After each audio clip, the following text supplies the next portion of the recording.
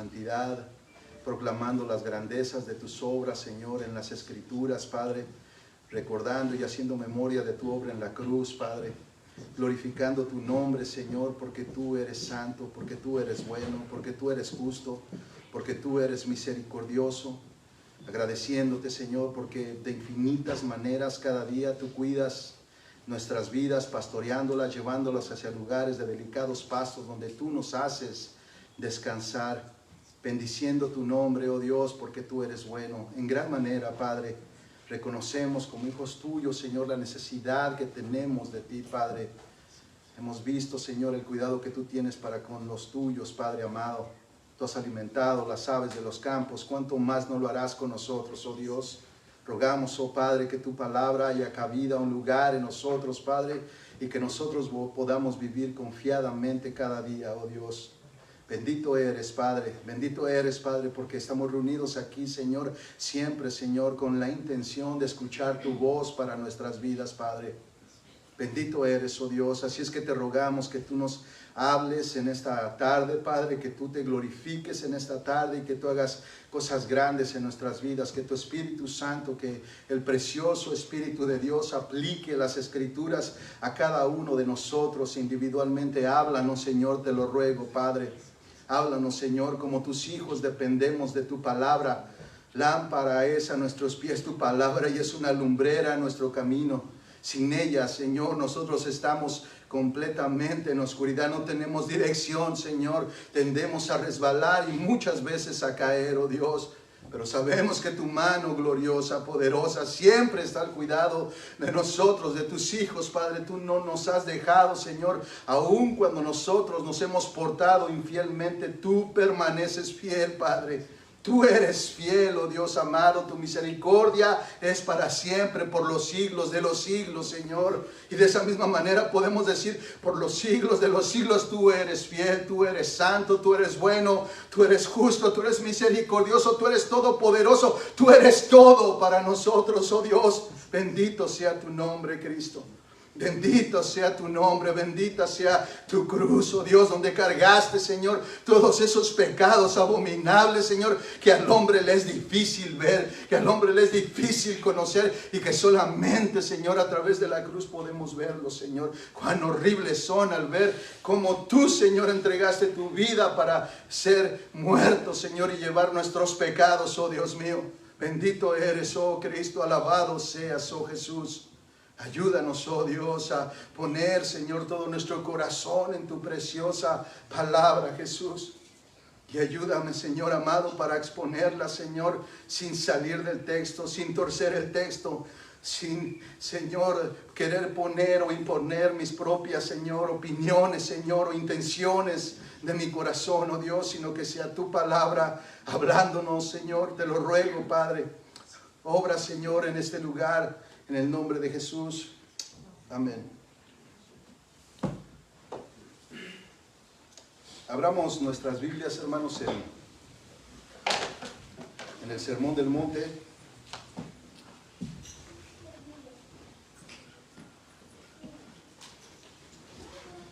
A estas alturas, creo que ya todos saben dónde está el Sermón del Monte.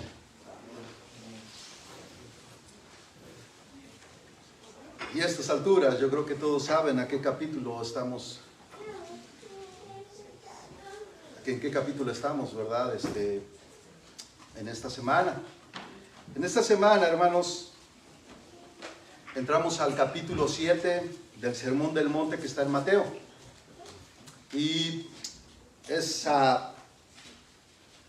muy importante, hermanos, para mí decir lo que mientras vamos avanzando y entrando al capítulo 7, no puedo yo evitar, hermanos, sentir un poco de tristeza, porque prácticamente vamos terminando en unos meses el Sermón del Monte, y Dios nos ha dado la bendición de estar aquí en este sermón por más de un año, ya casi, ¿verdad? Y todavía nos faltan algunos meses, no sé cuántos, hermanos, la verdad. Pero entrar al capítulo 7 es precioso, pero al mismo tiempo, hermanos, es como ya ir concluyendo. Es como que Jesús va concluyendo su sermón, ¿verdad? Así es que, para no tomarme más tiempo, hermanos, leamos Mateo capítulo 7 del versículo 1 al versículo 5. Aunque el día de hoy solamente miraremos el versículo 1. Dice Mateo 7:1 en el Sermón del Monte: no juzguéis para que no seáis juzgados, porque con el juicio con que juzguéis seréis juzgados, y con la medida con que midáis se os medirá. ¿Y por qué miráis la mota que está en el ojo de tu hermano y no te das cuenta de la viga que está en tu propio ojo? ¿O cómo puedes decir a tu hermano, déjame sacarte la mota del ojo, cuando la viga está en tu ojo? Hipócrita, saca primero la viga de tu ojo y entonces verás con claridad para sacar la mota del ojo de tu hermano. Vamos a dejar la lectura ahí, hermanos.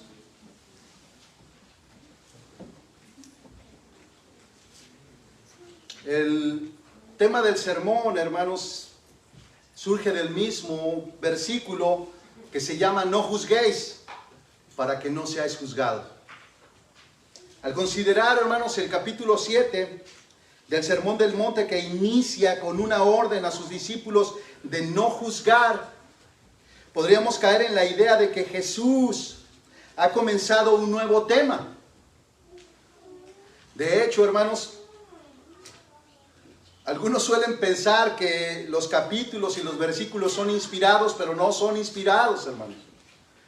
Es decir, que aunque el capítulo 7 pareciera como que Jesucristo concluyó el 5, el 6, y ahora está entrando un nuevo tema, no es así, hermanos. No está concluyendo nada, ni está comenzando un nuevo tema. De hecho, pensar así es un error, ya que Jesús más bien está retomando, hermanos, un tema que Él habló desde el capítulo 5 y que también habló en el capítulo 6 del Sermón del Monte, algo que nosotros ya vimos. Si recordamos, Jesús comenzó su sermón diciendo cómo eran los hijos del reino en su vida interior y en su vida cotidiana. Jesús dijo que los hijos del reino son pobres en espíritu, esas son las bienaventuranzas. Así es como inicia Jesucristo. Habló que los tales se lamentan, es decir, que se lamentan por su pecado, lloran por su pecado al reconocerlo. Y que por su pecado reconocen a Dios, es decir, siendo humildes. Son personas que tienen hambre y sed de justicia, es decir, de santidad. Son misericordiosos y son de limpio corazón y también son pacificadores. Después Jesús en los versículos 13 al 16 les dice a sus discípulos que ellos son la sal y la luz del mundo, o al revés, la luz y la sal del mundo. Primero, vimos que estos dos elementos no pueden faltar en el mundo.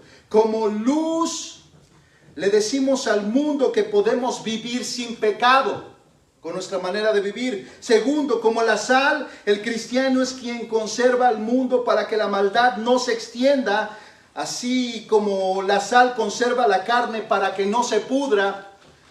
Increíblemente, Jesucristo dice que somos la sal, es decir, somos de los que de alguna manera conservamos este mundo para que no se pudra, lleno de pecados y de maldades, como lo vemos el día de hoy, que va avanzando la maldad. Es decir, nuestra función es muy importante. De hecho, hermanos, si nosotros seguimos leyendo, Jesucristo dice que si la sal pierde su salinidad, dice, ¿de qué sirve? Sino para ser hollada, es decir, para ser pisoteada de los hombres. Dando a entender, hermanos, que si usted no es sal en este mundo y vive en una vida de pureza y de santidad, hermanos, prácticamente estás diciendo, como cristiano, no sirves para nada. Esas son palabras duras a sus discípulos. Esas son palabras duras para el cristianismo, pero que son necesarias, hermanos. Jesucristo es directo cuando habla acerca de la santidad y de muchas cosas que no son la santidad. Después, hermanos, de los versículos 17 al 48, Jesús interpretó los mandamientos del Antiguo Testamento que los fariseos habían tergiversado a conveniencia propia. A conveniencia propia.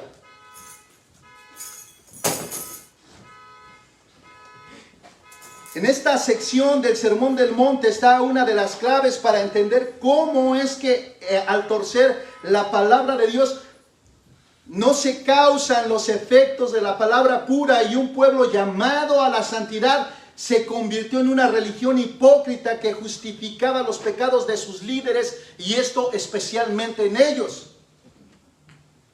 Así que cuando los líderes religiosos, hermanos, escucharon cómo Jesús interpretaba la ley, comenzaron a pensar que Él venía a abolirla, que Él venía a acabar con la ley. Pero nosotros vemos en Mateo capítulo 5, versículo 17, que Jesucristo dice, de hecho, no penséis que he venido a abolir la ley o los profetas. No piensen de esta manera. Dice, no he venido para abolir la ley, sino para cumplir la ley. Los escribas y fariseos, hermanos, al ver que el estándar de la ley era muy alto para cumplirlo, ellos muy inteligentemente dividieron cada mandamiento del Antiguo Testamento en reglas humanas. Es decir, en lugar de clamar a Dios que los ayudase a cumplir los mandamientos, ellos lo que hicieron es mejor rebajar el estándar a simples costumbres y reglamentos. Era mucho más fácil cumplirlas. Es decir, hablando del día del reposo, ¿verdad? Se decía que se tenía que descansar el día sábado, y ellos se dedicaron a examinar, ¿verdad? Como era un día de descanso, a examinar todo lo que implicaba hacer un trabajo. Y llegaron, hermanos, a conclusiones que son caricaturescas. Llegaron a conclusiones que verdaderamente dan risa. Es decir, llegaron a la conclusión de que si una mujer se pintaba de alguna manera su cara, eso consistía en trabajo. De hecho, llegaron a debatir entre si un sastre podría llevar cargada la aguja, ¿verdad?, con la que cosía o remendaba algunos trapos, metida entre sus ropajes. Dice, eso representa una carga y eso es trabajo. Eso nos da mucha risa a nosotros, pero en aquellos tiempos era tomado de una forma solemne. Es decir, ellos estaban hablando en serio, hermanos. Así es que ese día, si alguien cargaba cualquier cosa, hasta una aguja, ese día esa persona estaba quebrantando un mandamiento de Dios y era condenado por ellos. Y ellos lo que hacían es que se ponían en las esquinas, se ponían fuera del templo y se paraban solo a observar quién rompía los mandamientos, quién quebrantaba los mandamientos. Un trabajo muy fácil, ¿no? Mirar quién se porta bien y quién se porta mal. ¿Cuántos no desearían ese tipo de trabajo? Muy sencillo, olvidándose de sí mismos o de su interior. Jesucristo fue atacado precisamente por sanar los días sábados. Y Jesucristo confrontó esa hipocresía porque ellos valoraban más el no hacer nada, inclusive por encima de la vida misma. Así es que ellos nunca entendieron que el estándar de Dios es alto, hermanos. El estándar de santidad y de justicia de Dios es alto, porque Él es un Dios santo.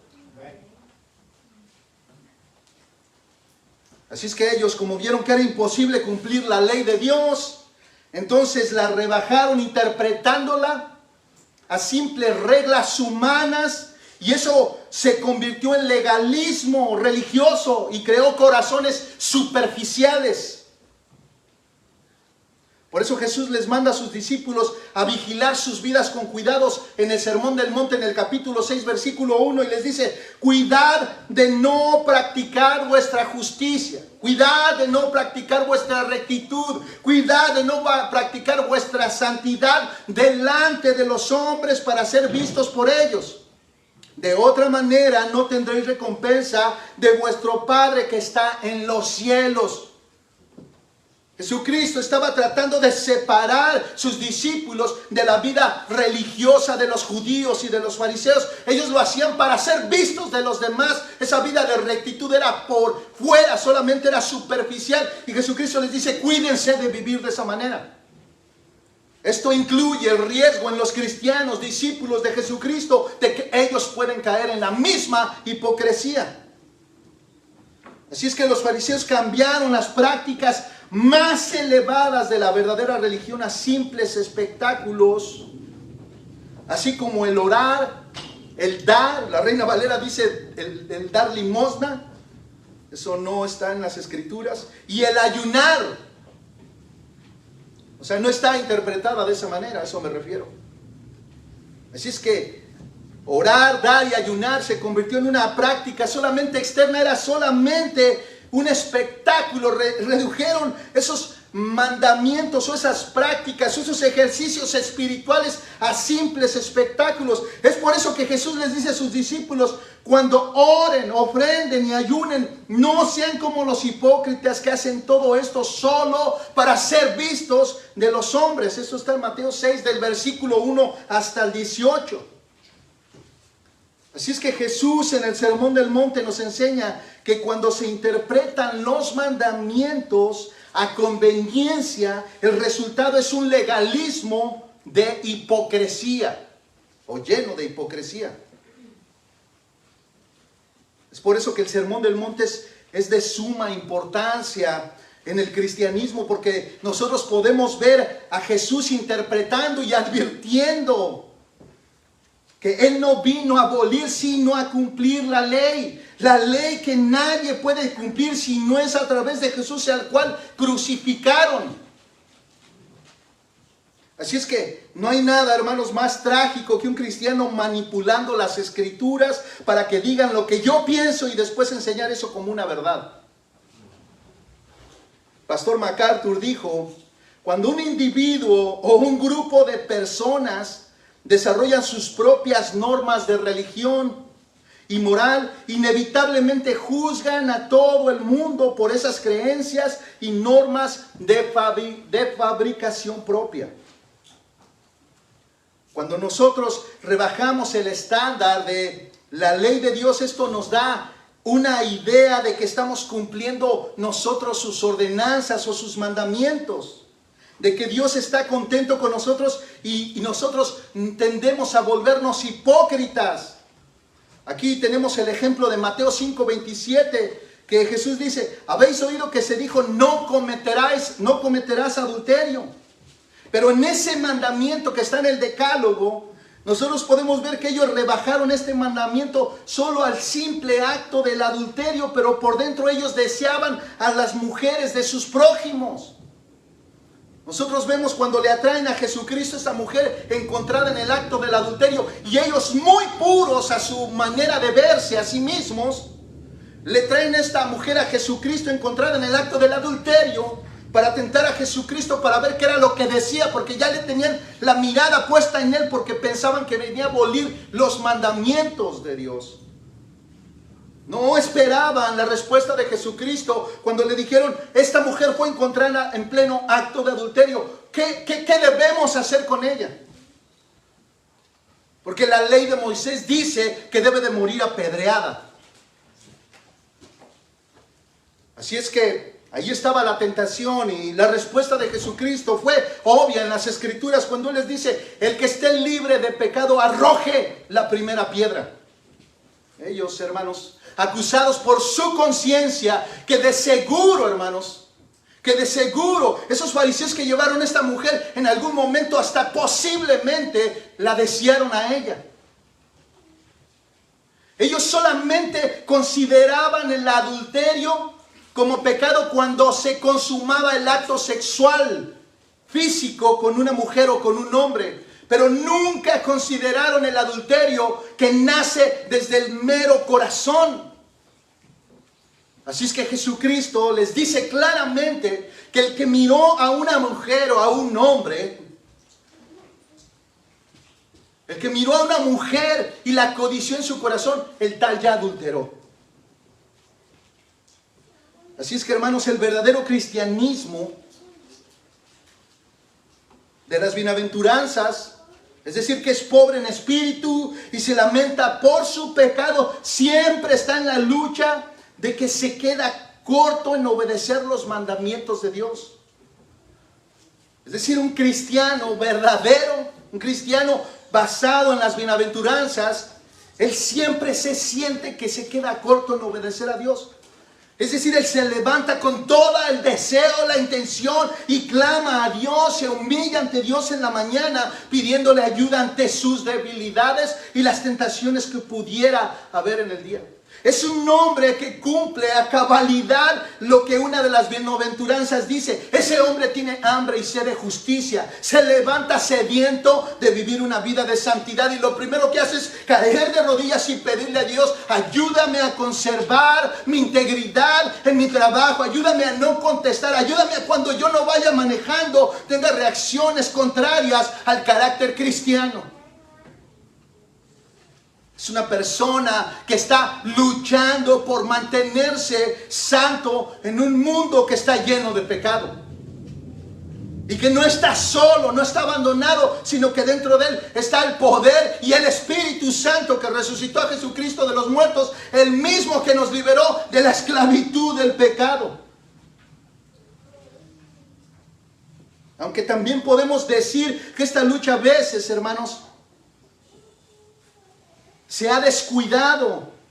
Y es por eso que Jesús en su sermón del monte constantemente está advirtiendo de no ser descuidados y convertirnos en una religión vacía o religiosos vacíos que tienen que fingir, tienen que aparentar que están viviendo una vida de piedad, pero en su interior son como sepulcros solamente blanqueados. En su interior están llenos de huesos de muertos. Así que aquí es donde comenzamos el capítulo 7 del Sermón del Monte. Usted probablemente se preguntará: bueno, ¿era necesario hablar desde el principio? Sí, hermano. Porque cuando empecemos a hablar del versículo 1 del capítulo 7 que estamos comenzando a ver, podremos entender hacia dónde se dirige Jesucristo con su frase: no juzguéis para que no seáis juzgados. Y debemos hacer una conexión con todo lo que hemos visto ya, que en el capítulo 7 Jesús retoma nuevamente el tema de la hipocresía. Así que la hipocresía va de la mano de un espíritu hipercrítico. Es del que se deleita en juzgar a los demás, porque en las tinieblas de su corazón él cree que es mejor que aquellos a quien él juzga.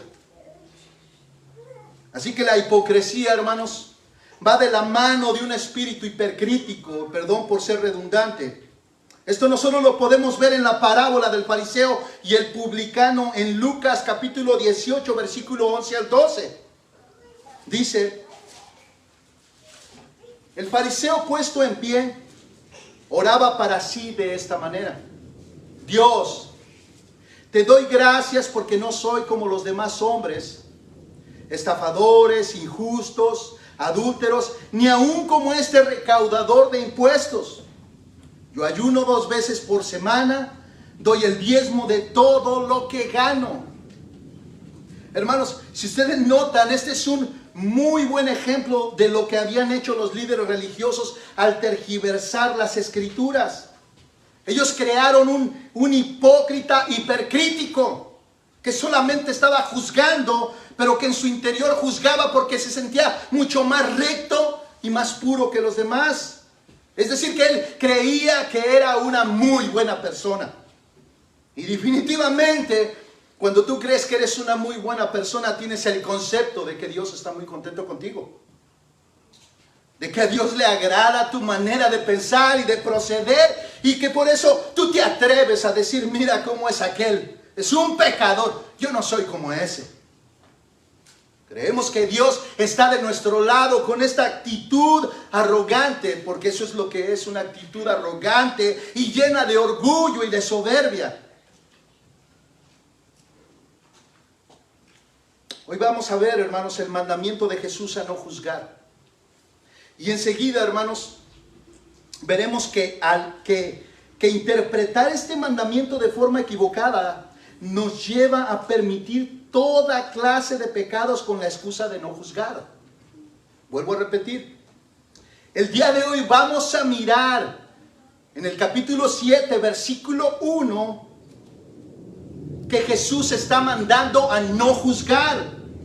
Pero después de esto, hermanos, vamos a ver que interpretar este mandamiento de una forma equivocada, como los fariseos interpretaron muchos mandamientos de la ley en el capítulo 5,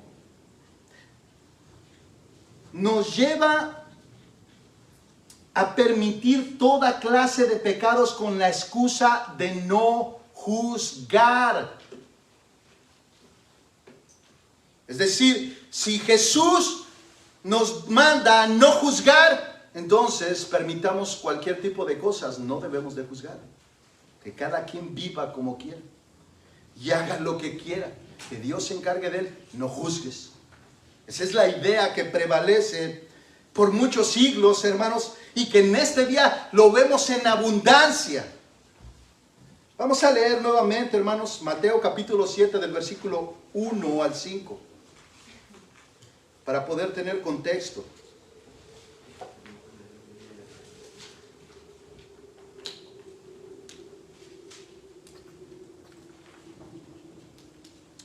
Perdón, hermanos.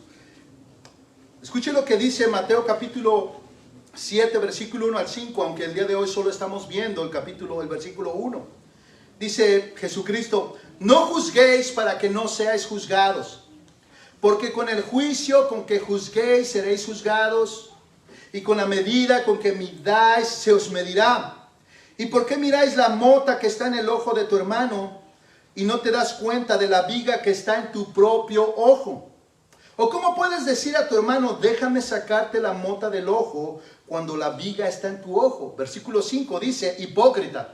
Nuevamente, capítulo 5, él dijo hipócritas. Y ahora en el capítulo 7, él dice hipócrita. Saca primero la viga de tu ojo y entonces verás con claridad para sacar la mota del ojo de tu hermano. Así es que él está continuando, hermanos, con el mismo tema que comenzó en el capítulo 5 acerca de la hipocresía. Y va muy de la mano con el capítulo 6 que vimos por 3 domingos, hermanos.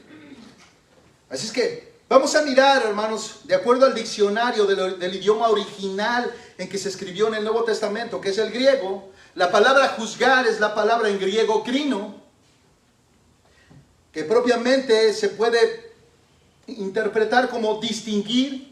Eso es lo que la palabra juzgar significa: distinguir, decidir, ¿verdad? Entre si me tomo esta agua o me tomo esta agua. Estoy juzgando entre las dos. ¿Cuál es mejor? ¿Cuál es más sabrosa? ¿O son iguales? Estoy juzgando, hermanos. Decidir, es decir, la palabra juzgar se puede traducir como decidir. Es decir, juzgo entre 2 o 3 o 4 más cosas para decidir qué es lo que voy a escoger. Esto también se puede llevar a juzgar, ya sea mental o judicialmente. Es decir, perdí el nombre ahorita, en los lugares donde se llevan los delincuentes o los casos, en el juzgado se juzga, hermanos. Ese es el propósito. Y por implicación, hermanos, también tiene el condenar o el castigar. Condenar también es decidir, como lo dije anteriormente, o determinar alguna cosa que yo tengo que hacer, o mirar la diferencia entre una cosa o la otra. También tiene implicaciones de hacer justicia. Está implicado un juez, el juicio mismo y el juzgar las cosas o a los demás. Eso es lo que la palabra que Jesucristo usa en el versículo 1 es krino, en el griego. Y todo eso significa, hermanos, y créanme, mucho más cosas. Pero veamos una palabra que muchas veces no es tomada en cuenta, hermanos. Hay una palabra que muchas veces no es tomada en cuenta. Recuerde cómo dice el versículo 1 del capítulo 7, no juzguéis. Esa palabra no, hermanos, en el original griego expresa una negación absoluta. Es decir, que Jesús con gran autoridad prohíbe que sus discípulos juzguen a otros. Es un mandamiento muy, muy directo y lo manda diciendo que hay consecuencias. Él dice, para que no seáis juzgados. Así es que esa palabra no juzguéis, no, es muy importante. Es una palabra que dice no absolutamente. No estoy de acuerdo, no lo apruebo, no hay concesiones, no hay negociaciones. Simple y llanamente, mis discípulos no deben de juzgar. Es un mandamiento muy fuerte, hermanos. Pero, hermanos, es precisamente, escuche bien, es precisamente la interpretación de este mandamiento y sus consecuencias las que han creado que hoy nuestra sociedad sea tolerante a todo. Escuche la frase: no juzguéis para que no seáis juzgados. Esto es lo que ha hecho que nuestra sociedad sea muy tolerante a todo y a nosotros nos llamen intolerantes. Podemos ver de una forma tan tremenda, hermanos, que en el nombre de no juzguéis, vemos a la gente permitir todo tipo de pecados y que estos sean justificados.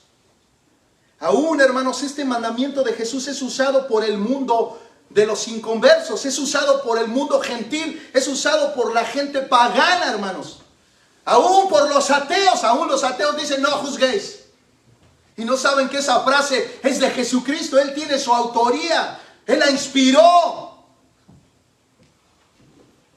Es decir, hermanos, los no creyentes utilizan esta frase para decirle a la gente: no juzguéis para que no seáis juzgados, dicen ellos. Y están haciendo alusión a las Escrituras.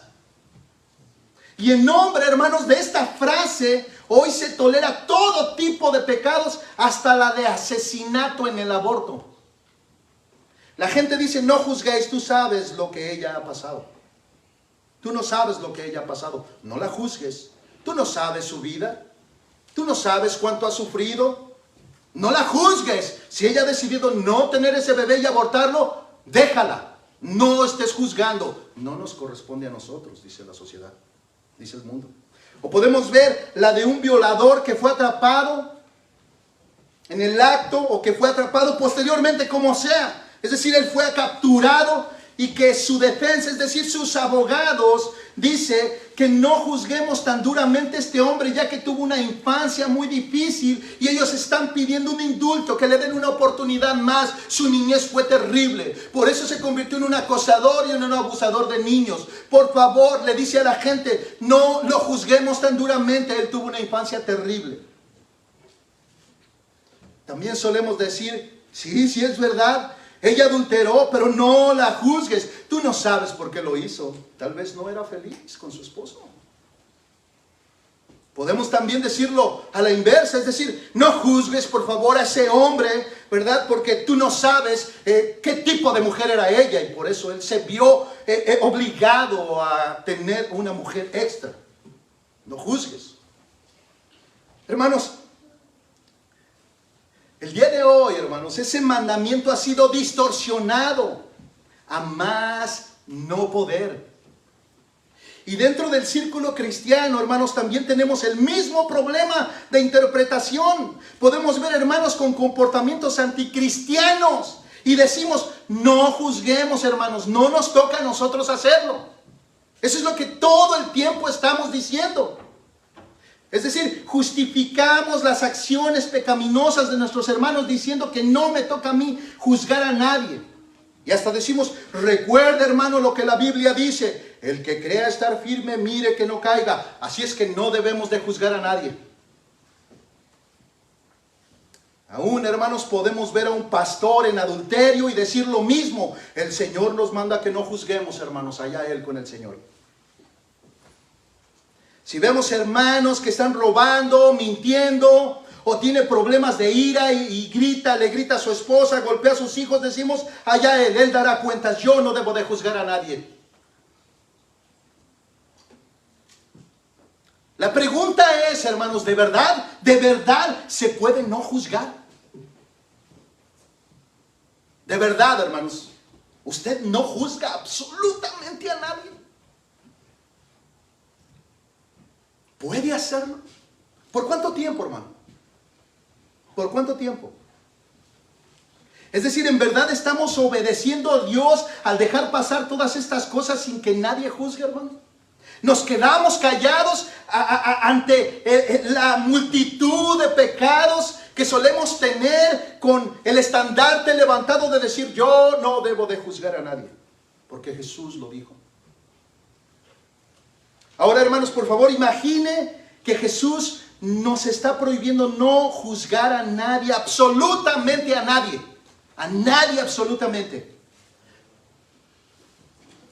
Esto nos crearía un problema muy grande, hermanos. Muy grande. Ya que Pablo comenzó a juzgar a un joven en la iglesia de los Corintios que se había metido con la mujer de su padre, y los corintios no habían hecho nada, es decir, no lo juzgaron, lo dejaron vivir con su madrastra y se quedaron callados. Eso está en 1 Corintios 5, versículo 1 al 2.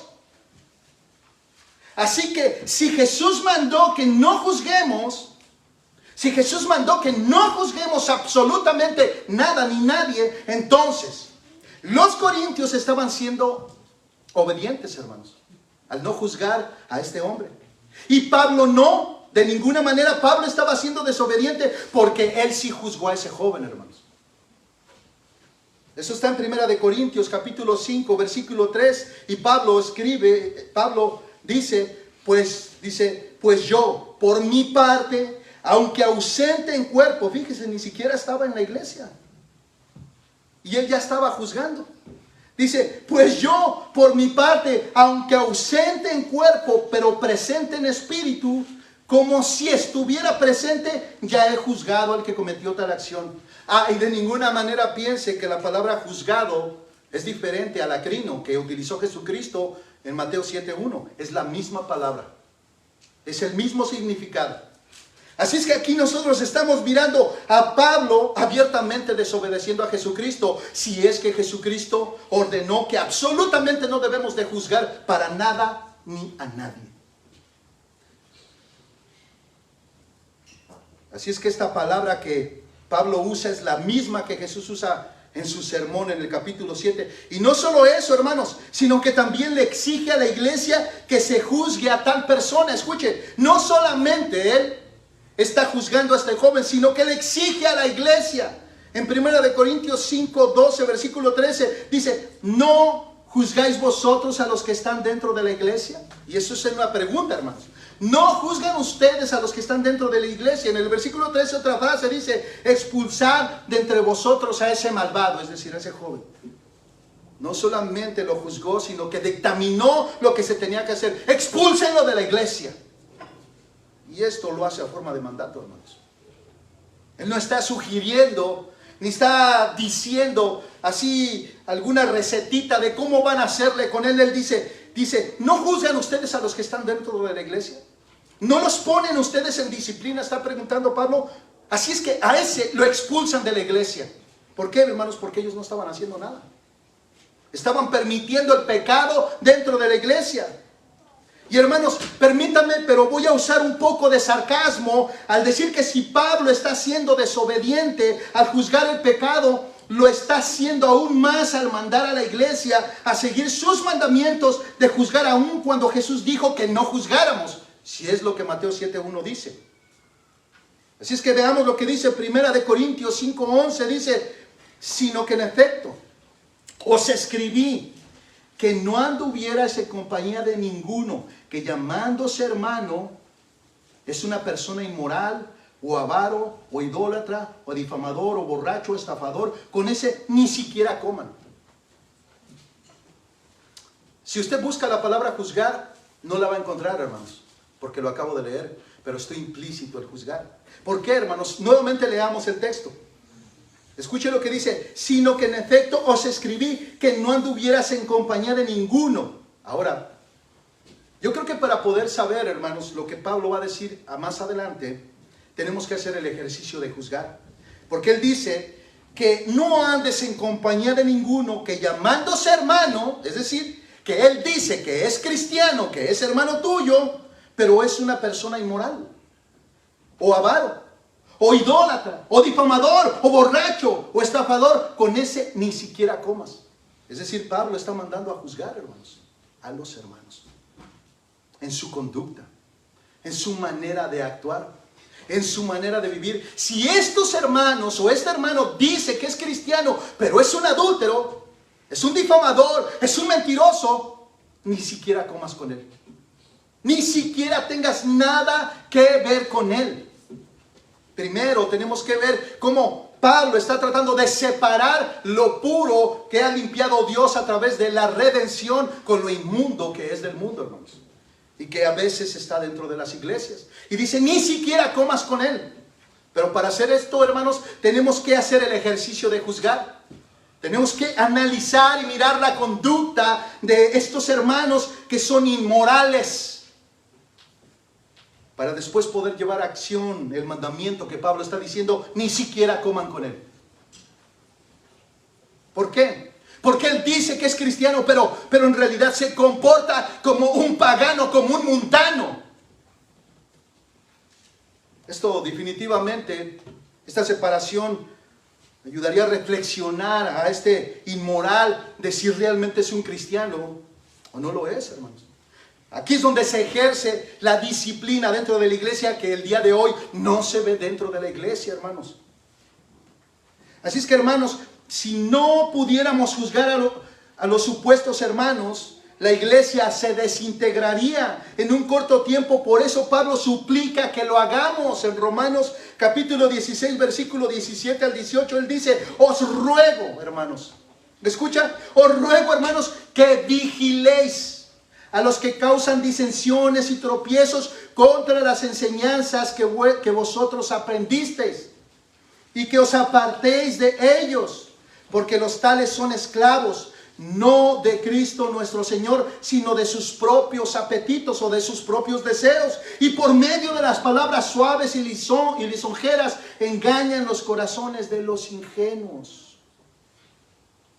Y todo esto, hermanos, implica hacer el ejercicio de juzgar a estos supuestos hermanos. Esto es lo que implica. Si no pudiéramos juzgar, no podríamos ejercer la disciplina en la iglesia, hermanos. Sería imposible cumplir lo que Mateo 18, 15 al 17 dice. Dice, y si tu hermano peca, ve y repréndelo a solas. Si te escuchas ganado a tu hermano. Pero si no te escucha, lleva contigo a uno o dos o más, para que toda palabra sea confirmada por boca de 2 o 3 testigos. Y si rehúsa escucharlo, dilo a la iglesia. Y si también rehúsa escuchar a la iglesia, sea para ti como gentil y recaudador de impuestos. Él es un inconverso, es un pagano, es un gentil, él no es creyente. Y todo esto, hermanos, bajo el ejercicio de juzgar. Hermanos, sin el ejercicio de juzgar entre la verdad y la mentira, caeríamos presa de los falsos maestros que se introducen en la iglesia con sus malas intenciones. Escuchen lo que dice 2 de Juan capítulo 10, versículo 11. Dice, si alguno viene a vosotros y no trae esta enseñanza, no le recibáis en casa ni le saludéis, pues el que le saluda participa en sus malas obras. Así es que si alguien trae una enseñanza contraria a las Escrituras, nosotros estamos aquí para juzgar la enseñanza, hermanos. Y si notamos que la enseñanza no es de acuerdo a la palabra de Dios, dice Pablo, no le recibáis en casa ni le saludéis. Aunque el día de hoy, hermanos, muchos cristianos hacen el ejercicio de recibir con mucho amor a los testigos de Jehová en sus casas y les permiten entrar y escuchan otro evangelio, hermanos. Así es que el versículo 11 Pablo dice, pues el que le saluda participa en sus malas obras. En sus malas obras. Escuche, así de extremo es el evangelio. Así de extrema es la escritura. Pero nosotros nos empeñamos en ser muy buenos y ser muy amables, y debemos serlo, hermanos. Es decir, a estas personas cuando se acercan a nosotros con mucha amabilidad y con mucho tacto, hermanos, debemos dirigirlos hacia otra dirección y ni siquiera escuchar lo que ellos tienen que decirnos. Con mucha educación. El apóstol Pablo, hermanos, va al extremo de decirle a la iglesia de los Gálatas que si es necesario juzguen si el evangelio que él predica, que él, Pablo, el apóstol, predica, es el evangelio del Señor. Escuche lo que dice Gálatas 1:8, dice, pero si aún nosotros, y dice, o un ángel del cielo, os anunciara otro evangelio contrario al que os hemos anunciado, dice, sea anatema, sea maldito. Es decir, escuchen lo que yo predico, dijo Pablo. Escuchen y juzguen lo que yo les estoy enseñando. Si lo que yo les enseño no va de acuerdo al evangelio de Jesucristo y viene un ángel y les predica otro evangelio, sea anatema. Es decir, tanto yo como ese ángel. Si yo predico otro evangelio, Dios nos está mandando, hermanos, a juzgar aún lo que se enseña en la iglesia. Hermano, no me diga que usted no lo ha hecho cuando va a YouTube tratando de encontrar algún sermón bíblico sobre algún tema específico que lo ministre usted, y al escuchar un nuevo predicador usted se empieza a dar cuenta que algo no va de acuerdo a las escrituras. En ese momento usted está haciendo el ejercicio de juzgar y llega a la conclusión de que esta persona trae otro evangelio, de que esta persona está enseñando algo contrario a las escrituras, o que no está interpretando correctamente las escrituras y no es digno de ser escuchado, hermanos. ¿Por qué? Porque no le va a edificar.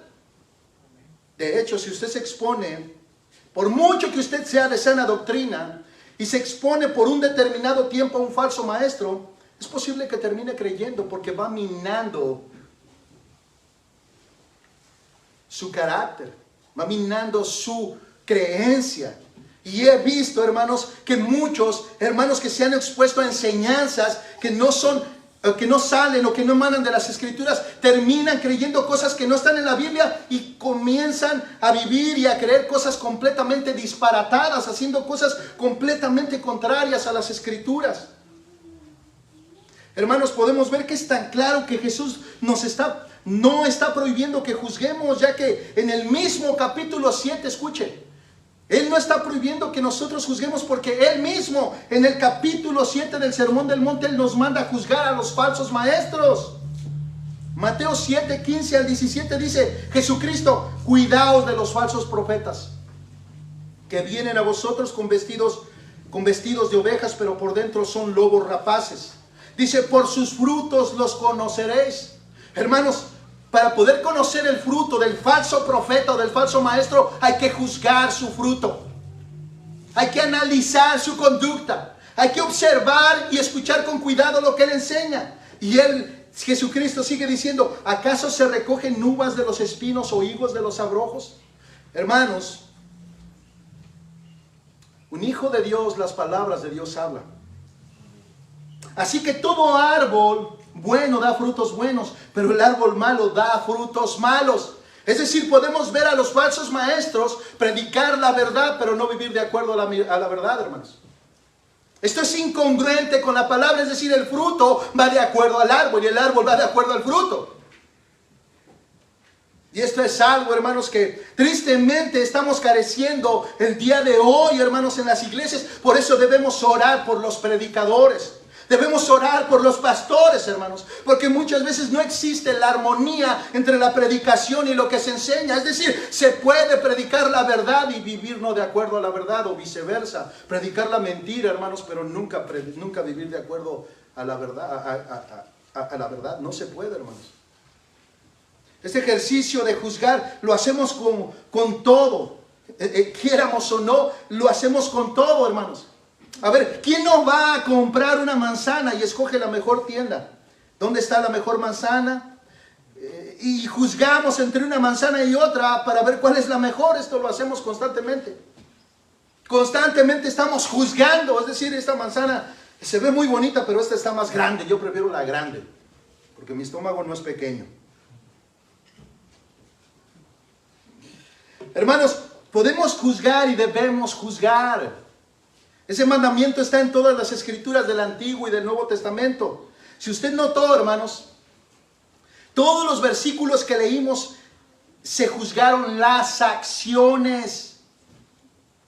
Y se mandó a observar las acciones de hermanos y supuestos hermanos. Las acciones, su manera de vivir, su proceder. El fruto que manifestaban para que pudiéramos juzgarlos. En sus acciones pecaminosas, ya que el pecado manifiesta qué tipo de fruto tiene la persona. Es decir, hermanos, si el fruto de manzana, si el árbol es de manzanas, va a producir manzanas, ¿verdad? Es exactamente con los hijos de Dios. Si son hijos de un Dios santo, Lo que se espera de fruto es que vivan en santidad. Si son hijos de un Dios que es amor, lo que se espera de sus hijos es que vayan creciendo en amor. Pero cuando no vemos ese fruto, hermanos, en algunos, estamos juzgando, hermanos, de acuerdo a las Escrituras, porque no estamos viendo ese fruto en ciertas personas. No estamos viendo ese fruto, y aunque nosotros no querramos, estamos ejerciendo el juicio. Es decir, bueno, este hermano dice que es hermano, pero ya tiene 10 años y no se le ve crecimiento en ninguno de los frutos del Espíritu Santo. Estamos en ese momento ejerciendo el juicio, hermanos. ¿Será verdaderamente cristiano? Estamos poniéndolo en tela de duda. ¿Por qué? Porque el fruto que da no va de acuerdo al árbol que él dice que es, hermanos. Es decir, que se espera de un cristiano que viva como cristiano.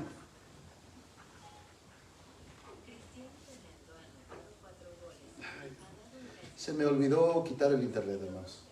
Así es que ahora me está dando información de Ronaldo Cristiano. Mi tablet. Siri. Es la segunda vez que se me olvida quitar el internet y sucede estas cosas. Así es que, llegados a este punto, hermanos, podríamos entonces preguntarnos a qué se refirió Jesús con no juzguéis para que no seáis juzgados. ¿A qué se refirió? Bueno, les voy a pedir, hermanos, en sus Biblias que por favor regresemos a la parábola del fariseo y el recaudador de impuestos, y notaremos algo muy interesante que está en Lucas capítulo 18, versículo 11 al 12. Y voy leyendo, hermanos, y dice: el fariseo puesto en pie oraba para sí de esta manera: Dios, te doy gracias porque no soy como los demás hombres, estafadores, injustos, adúlteros, dice, ni aún como este recaudador de impuestos. Yo ayuno 2 veces por semana, doy el diezmo de todo lo que gano. Y versículo 3, hermanos, que fue algo que no leí a propósito, dice: pero el recaudador de impuestos de pie y a cierta distancia no quería ni siquiera alzar los ojos al cielo, sino que se golpeaba el pecho diciendo: Dios, ten piedad de mí, pecador. Si ustedes notan, hermanos, el fariseo estaba asumiendo que era mejor que el publicano. Y estaba juzgándolo como un pecador que merecía el juicio de Dios. Pero, hermanos, el veredicto de Dios, que conoce el corazón y no juzga por la apariencia, nos da la luz de la verdad. En Lucas capítulo 18, versículo 13, en el versículo 14, hermanos, el veredicto de Dios es este. Dice: os digo que este descendió a su casa justificado. ¿Quién? El publicano, hermanos. Pero aquel no, porque todo el que se ensalza será humillado, pero el que se humilla será ensalzado. Es decir, hermanos, el fariseo estaba puesto de pie y él estaba diciendo: Señor, te doy gracias porque yo soy bueno, yo diezmo, yo ofrendo y hago todas esas cosas. Yo no soy como este publicano. Él lo estaba juzgando, hermanos, por lo que él era y por su apariencia, pero él ni siquiera sabía que este publicano, hermanos, estaba compungido en su corazón, quebrantado, humillado, pidiendo perdón de Dios, arrepentido y diciéndole: Señor, sé propicio a mí, yo pecador. Señor, perdona mis pecados, que soy un pecador. El veredicto de Dios dice que de cierto os digo que ese que estaba arrepentido, ese que estaba ahí compungido, ese subió justificado, ese recibió el perdón de Dios. Pero en aquellos tiempos, hermanos, algunos hubieran juzgado al fariseo como: wow, qué piadoso es este hombre. Mira, este hombre está aquí orando en la plaza pública. ¿Sí lo has visto cuando va y deja su limosna al templo? ¿Sí lo has visto que no faltan sus diezmos? ¡Wow! Este hombre verdaderamente es un hombre piadoso. Nosotros juzgamos por las apariencias, pero Dios juzga el corazón. Dios miró los dos corazones. El del fariseo salió reprobado y el de aquel que era un pecador humillado salió aprobado, perdonado por Dios. Hermanos, lo que Jesús está prohibiendo con no juzgar es precisamente cuando juzgamos las intenciones y motivaciones de los demás y que muchas veces nos es imposible ver. Este fariseo no sabía que este hombre estaba quebrantado y lo juzgó por lo que él era. y lo juzgó por lo que él miraba en él, pero no sabía que este hombre estaba completamente quebrantado en su corazón. Jesucristo, cuando dice no juzguéis, se está refiriendo, no juzgues las motivaciones, no juzgues las intenciones del corazón, no sabes lo que está pasando en él. Esto lo podemos ejemplificar cuando vemos a un hermano servir al Señor, que está sirviéndole con una alegría, él está muy contento, y decimos dentro de nosotros, es un hipócrita. Eso es todo, nada más, es un hipócrita. Mejor que se ponga a orar para que le cambie ese carácter que tiene tan feo. No crea que no me doy cuenta de que se enoja de todo. ¿Y qué tal? ¿Y qué tal, hermano, si esta persona está contento porque Dios está tratando con él poco a poco? Ese carácter, para convertirlo cada vez en un carácter cristiano. Se da cuenta que estamos juzgando solo por las apariencias, pero no estamos mirando lo que Dios está haciendo en el corazón, y muchas veces no lo sabremos, hermano. Eso es a lo que Jesucristo se refiere con no juzguéis. También cuando vemos a una hermana llorando en el culto de oración y decimos dentro de nosotros, es una falsa. Mejor debería de cuidar a sus hijos que los tiene allá abandonados. Pero ¿qué tal si en ese momento ella se está arrepintiendo de ese pecado, hermanos? ¿Qué tal si en ese momento ella le está pidiendo perdón a Dios por todo eso que ella ha estado haciendo con sus hijos? Es exactamente lo mismo que el publicano y el fariseo. Eso es a lo que Jesucristo se refiere con no juzguéis. No sabemos qué está pasando en el corazón de las personas. ¿Cuántas veces no hemos juzgado a alguien por su forma de vestir, de hablar? Y hemos dicho dentro de nosotros, esta hermana parece del mundo con esas falditas cortas enseñando todo. Y después descubrimos que esa hermana en realidad tiene un mes dentro de la iglesia o 15 días. Y que necesita tiempo para que el Espíritu Santo de Dios a través de la palabra vaya trayéndole convicción de pecado y vaya transformando su corazón. Y posiblemente más adelante miremos una persona entrar a la iglesia de una forma vestida y adecuadamente de acuerdo a la iglesia, hermanos. De acuerdo a la iglesia. Así es que Jesús nos manda que no juzguemos de esta manera. Y para comprobarlo, hermanos, Jesús le dice a estos hombres en Juan capítulo 8, versículo 15, vosotros juzgáis según la carne. Dice, yo no juzgo a nadie de esta manera, podríamos decir. Aunque el texto solo dice, yo no juzgo a nadie. Esta es la misma palabra crino que Jesús usa en Mateo 7. Esto es lo que Jesús está mandando que no se debe hacer: juzgar las intenciones del corazón. Esto es un juicio de la carne, porque desconocemos lo que está aconteciendo en ellos, no sabemos. Es decir, podemos decir, ¡wow! ¡Qué iglesia tan inmadura! Pero hermanos, ese es un juicio muy a la ligera y de la carne, porque en realidad si conocieran a la iglesia se dieran cuenta que esta iglesia que da la apariencia de inmadura, hace unos años en realidad ni siquiera eran creyentes, pero estaban creyendo que ellos eran cristianos. Estamos juzgando algo que ni siquiera vemos. Hermano, vean lo inconsistente de juzgar a la ligera entre una obra y otra. Juan capítulo 7, versículo 23 al 24 dice, y si para no violar la ley de Moisés un hombre recibe la circuncisión en el día de reposo, ¿por qué estáis enojados conmigo? Porque sané por completo a un hombre en el día de reposo. Versículo 24 dice, no juzguéis por la apariencia, sino juzgad por un juicio justo. Justo. Ellos quebrantaban el día de reposo circuncidando, y a Jesucristo no lo querían dejar sanar a los enfermos en el día de reposo. Hermanos, posteriormente Jesucristo dará a entender que es mucho más importante la salud o la vida de un ser humano en el día de reposo, aún por encima del día de reposo, hermanos.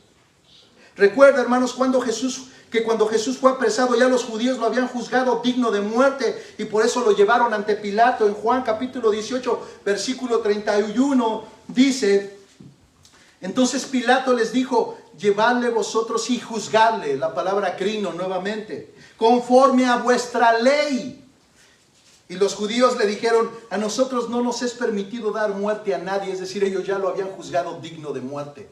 Solo se lo llevaron a Pilato para que él ejecutara lo que realmente ellos ya habían determinado. Es decir, Jesús es digno de muerte, pero nosotros no podemos matar a nadie, no nos permite Roma matar a nadie. Llevémoslo ante Pilato para que él ejecute lo que nosotros queremos que él haga. Es digno de muerte. Ellos ya habían juzgado, hermanos, de esa manera.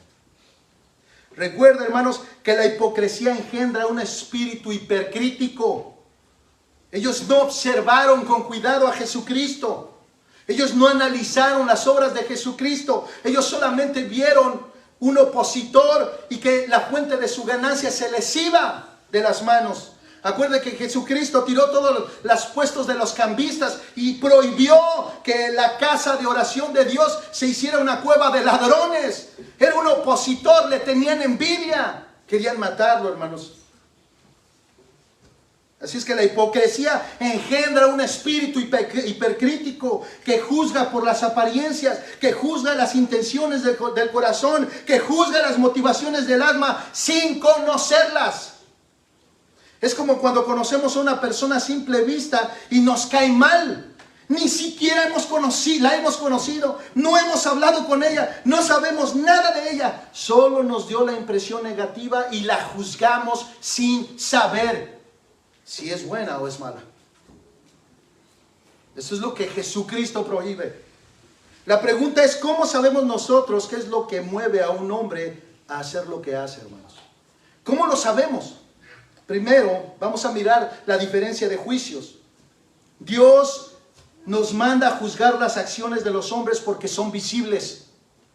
El árbol por su fruto se conoce y Dios nos manda a juzgar las acciones de los hombres porque son visibles. La manera que usted vive determina lo que hay dentro de usted. Si usted es cristiano, va a vivir como cristiano. Si usted es del mundo, aunque diga que es cristiano, va a vivir como el mundo, porque es imposible que una persona del mundo mantenga una vida cristiana por mucho tiempo. Es imposible, no se puede. Así como es imposible, hermanos, cambiar la naturaleza de un cerdo, no se puede cambiar, hermanos, por el simple hecho de decir soy cristiano.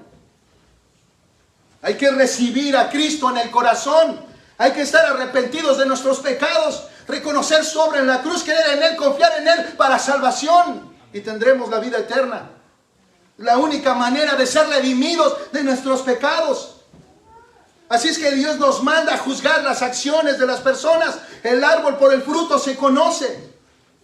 Segundo, la segunda forma es algo que no podemos juzgar, es la motivación. Esa no la conocemos muchas veces. Como dije anteriormente, puede estar un hermano sirviendo con mucha alegría y decimos es un hipócrita. ¿Cómo lo sabemos, hermanos?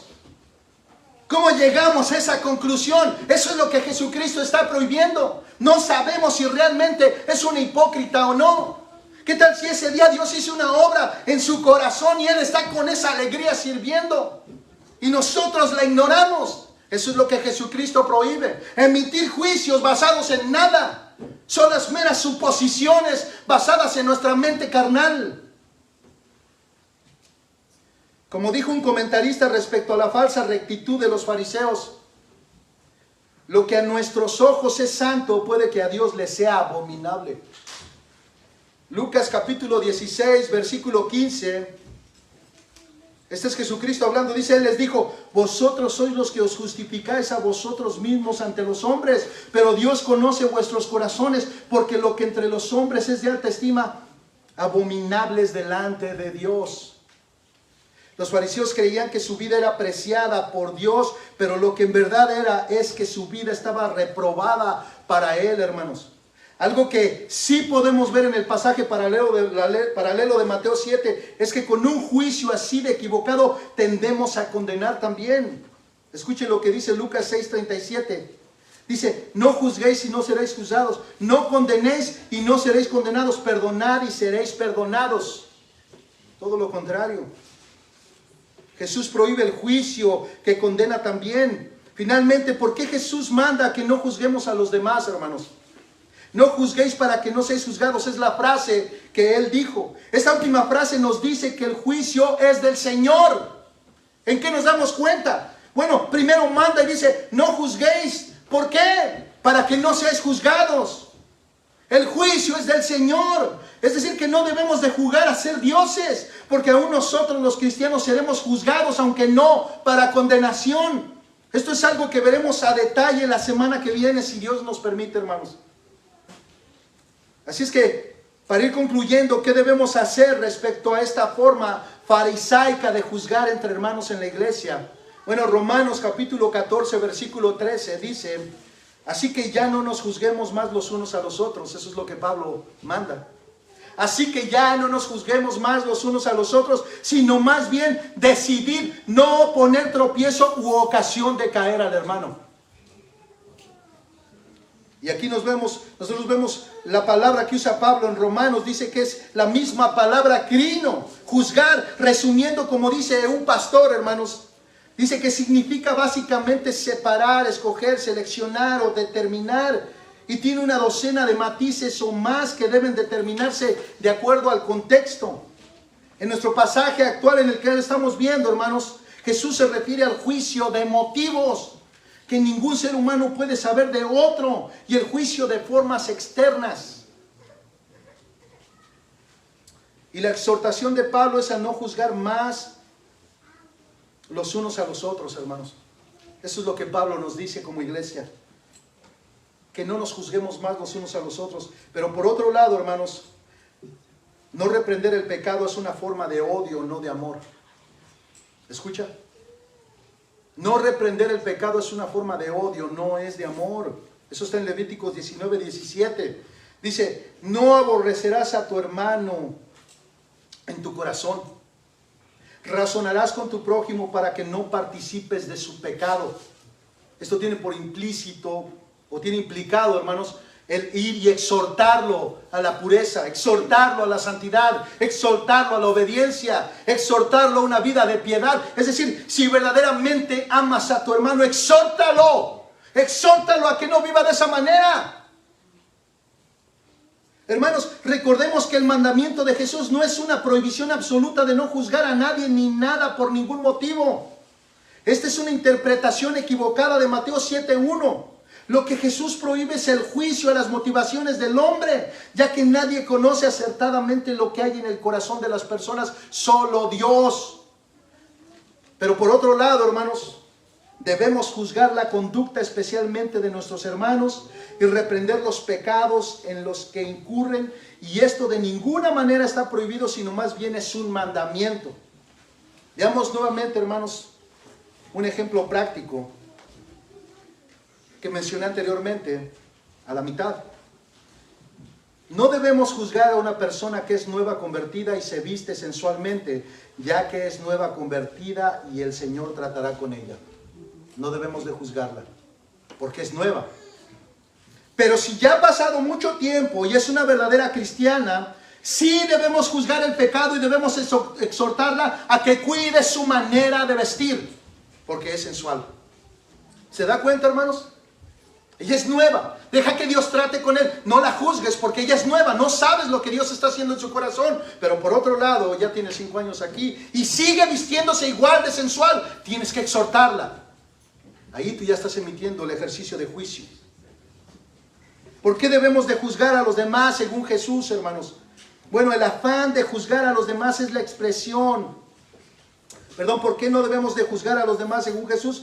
Porque juzgar a los demás es la expresión del orgullo personal de quien juzga. Cuando alguien coloca sus propias normas en lugar de las de Dios, se erige en juez de quienes no están conformándose a ellas. William Berkeley dijo: nunca conocemos totalmente los hechos o a la persona. Hace mucho el famoso Rabí Hillel dijo: no juzguéis a nadie hasta que hayas estado tú en sus mismas circunstancias o situación. Nadie conoce la fuerza de la tentación de otro. Cada uno tiene su propia tentación, hermanos. Cada uno tiene sus propias luchas y sus propias debilidades. Se ha dicho muchas veces, hermanos, que aquello que juzgamos en otros es lo que nos condena, ya que al final terminamos haciendo lo mismo que juzgamos. Romanos 2:1 dice: por lo cual no tienes excusa, escuche, por lo cual no tienes excusa, oh hombre, quien quiera que seas tú que juzgas, pues al juzgar a otro a ti mismo te condenas, porque tú que juzgas practicas las mismas cosas. Ahora quisiera terminar, hermanos, ya citando finalmente al pastor MacArthur, quien a su vez citó a un poeta. Él dice: siempre que sin misericordia condenamos a las personas porque no hacen algo del modo que creemos que debería hacerse, o porque creemos que sus motivaciones están equivocadas, juzgamos lo que solo Dios está calificado para juzgar. Un poeta desconocido del pasado escribió, según MacArthur, escuche el poema, una pequeña frase del poema dice: no juzguéis el funcionamiento de su cerebro y su corazón que no puedes ver. Lo que a tus ojos empañados parece una mancha, a los ojos de Dios luz pura podría ser. Una cicatriz bien ganada traída de algún campo donde tú solamente quisieras desmayar y renunciar. ¿Qué es lo que nos pide nuestro Salvador Jesús, hermanos? El Salvador no nos pide que dejemos de examinar y discernir, sino que renunciemos a la presuntuosa tentación de tratar de ser Dios. Por un lado, es imposible no juzgar, solo que debemos hacerlo según los parámetros de Dios y de acuerdo a sus acciones visibles, ya que el fruto nos da a conocer el árbol que juzgamos. Por otro lado, la interpretación de Mateo 7:1 nos dice que no debemos juzgar las motivaciones de los demás, ya que nadie conoce el corazón de otros a cabalidad. Así es que debemos de considerar si tenemos este mal hábito de hacer juicios discriminadamente a las personas y aún a tus hermanos sin conocer el corazón de ellos, y debes arrepentirte porque el orgullo está detrás de este pecado. La hipocresía te rodea, ya que al juzgar a otros de esta manera es como si tú te hicieras mejor que ellos. Y recuerda, hermano, por favor, que la única diferencia es que tú pecas diferente a ellos. Esta fue una frase que tomé de la página de la hermana Eugenia. Al final, hermanos, alguien podría decir: no entiendo. Entonces, ¿podemos juzgar, sí o no? En respuesta diremos que no, y en respuesta diremos que sí. Todo está en la manera en que lo haces. Si solo juzgas sin conocer el motivo o el corazón de las personas, Jesús dice que no. Si lo haces en la forma bíblica y juzgas el pecado y lo exhortas bien, bien puedes juzgar. Es imposible, hermanos, no juzgar. Tendríamos que quitar esa capacidad dada por Dios, pero por otro lado, ¿cómo sabríamos distinguir entre lo verdadero y lo falso sin la capacidad de juzgar una cosa de la otra? Lo que Dios está diciendo es que no juzguemos a Dios. Solo Dios puede conocer el corazón de las personas. ¿Y qué debemos de hacer con los hermanos? Santiago capítulo 5, versículo 19 al 20 dice, es decir, una vez que nosotros hemos juzgado a un hermano y hemos detectado que hay pecado en él, ¿qué podemos hacer? Estamos juzgando, hermanos, pero muchos juzgan pero no hacen nada. No hacen nada, dejan a sus hermanos andar en pecado y se convierten en cómplices de ellos. Es decir, es muy fácil, hermanos, tomar una actitud pasiva dentro de la iglesia. ¿No entiendes que el reino de los cielos se pelea con violencia todos los días, tanto fuera y a veces dentro de la iglesia? Hay que batallar contra los pecados que intentan socavar la santidad de la iglesia, el testimonio de la iglesia, la pureza de la iglesia. Nosotros somos columna y baluarte de la verdad. ¿Qué debemos de hacer cuando vemos el pecado en los hermanos? Este no es un trabajo solo del pastor. Es imposible que un pastor atienda todos los pecados de todos los hermanos. Este es un trabajo en conjunto, corporal. Somos un cuerpo trabajando con un mismo propósito, en un mismo sentir, y todo para la gloria de Cristo. ¿Qué debemos de hacer? Santiago 5, 19 al 20 dice, hermanos míos, si alguno de entre vosotros se extravía de la verdad y alguno le hace volver, sepa que el que hace volver a un pecador del error de su camino, salvará su alma de muerte y cubrirá multitud de pecados. Es grande el trabajo que Dios nos ha dado, pero nos ha capacitado con las Escrituras y su Espíritu Santo para poder llevar a cabo el trabajo de santidad dentro de la iglesia. Pero debemos hacerlo juntos, trabajando, exhortando, motivando, amando a los hermanos. No juzguemos a la ligera Dejemos ese trabajo a Dios.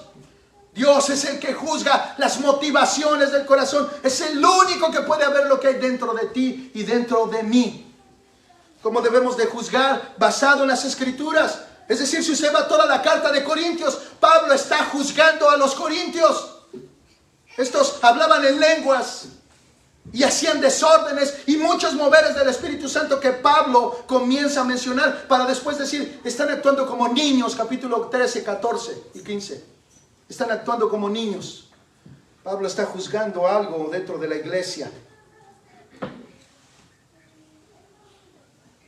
Pero el corazón, hermanos, con todas sus motivaciones, solo Dios lo puede conocer. Así es que, hermanos, si tú tienes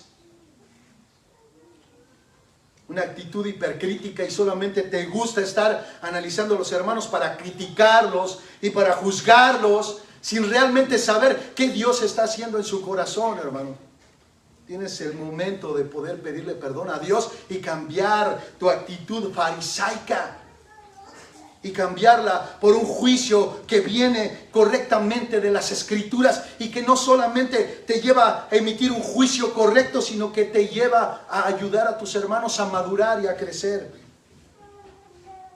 Y nada de cuentas, el trabajo de juzgar es de Dios. Pongámonos de pie, hermanos.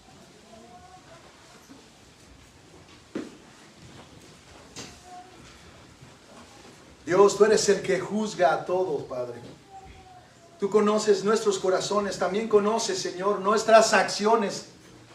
Tú sabes quién es cada uno de nosotros. Lo has llamado por su nombre.